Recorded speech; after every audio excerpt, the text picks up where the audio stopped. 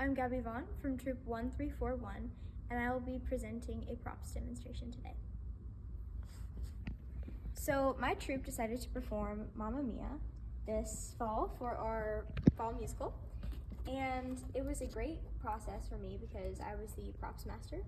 And through that, it brought many challenges, but overall, it was great because it brought more just character to all of the props and allowed me to think critically through the whole decision-making process.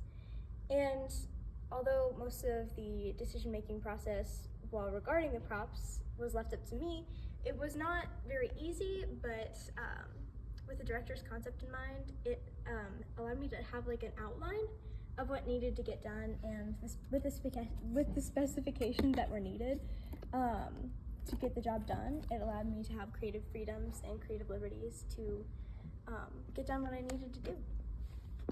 Another good thing about this was I had lots of collaboration, so I was able to collaborate with my director, members of my cast, members of the tech crew, and create these amazing props. It was amazing, really.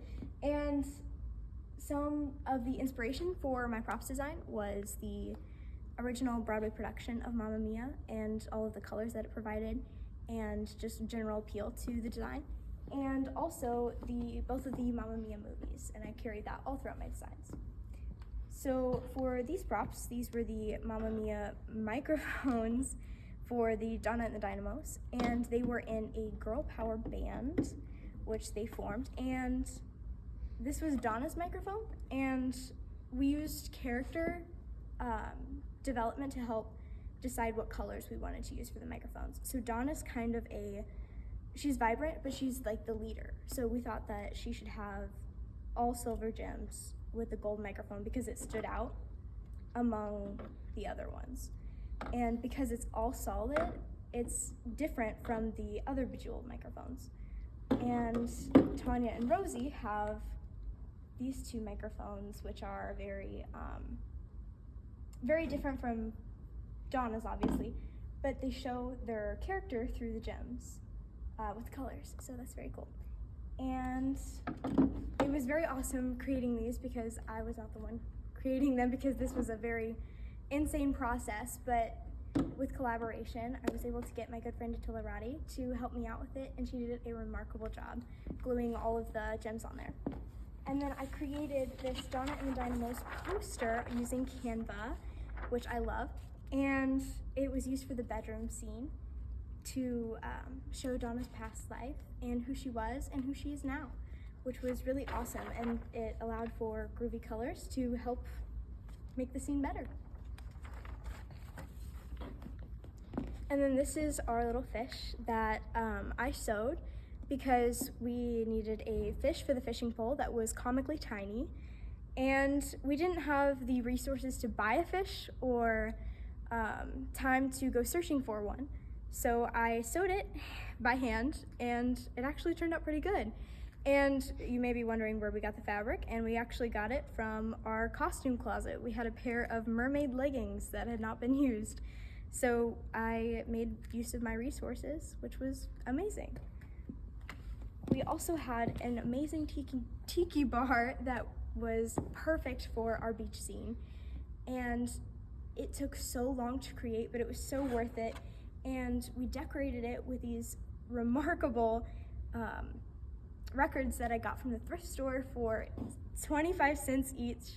And I hand painted them, and it just made the whole tiki bar scene like even more detailed than I thought it would ever be, especially since the bar could have been just seen as bare without any decoration on it. And we also had margaritas on it, or virgin margaritas, that the actors could use throughout the scene to make it more in-depth.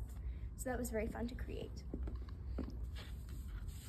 We also had these letters, or bills really, for Donna to use during slipping through my fingers for whenever she was eating with her daughter, eating at the breakfast table.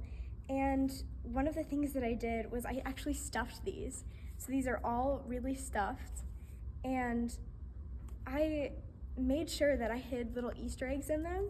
So this one says Waterloo, Water and Drain Services, and it has Donna's name on it, and it says, "You owe us money from the government." And all of them have little Easter eggs in them, and they all say Donna's name. I have an ASPCA one, so the actors get to interact with them, and they really get to like realize, oh crap, like I owe something. And then the audience just thinks that they're bills, so that was really fun to do. And then we itemized all of our budget sheets. We had all of our props lists. We really just made sure that this was going to be a good process for everybody. I also made renderings for all of our props that we did. So that would be the makeshift tiki bar when it was fully created, not just one single record. And then that would be the master props list.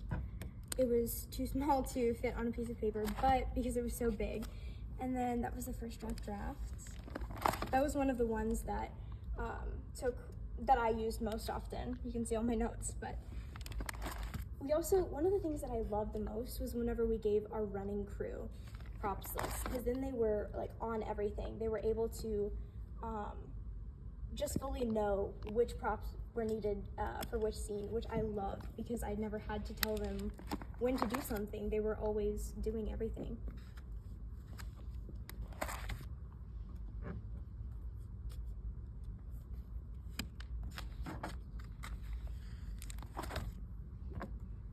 Going back to our budget sheet, one of my favorite things that we did was we made use of our resources even though our budget for our theater department got cut in half, which I am so very proud of us for doing that, especially in putting on this amazing show, even though we were low on funds, which I will forever be proud of us for that.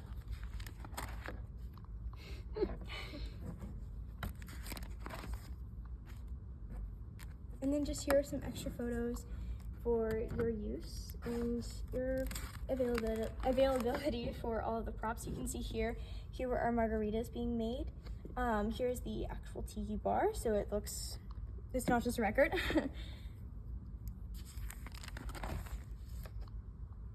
And then that is the breakfast table where we were able to use those letters.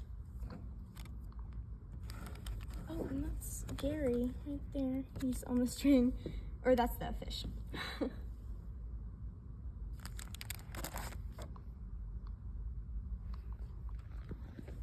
Thank you so much.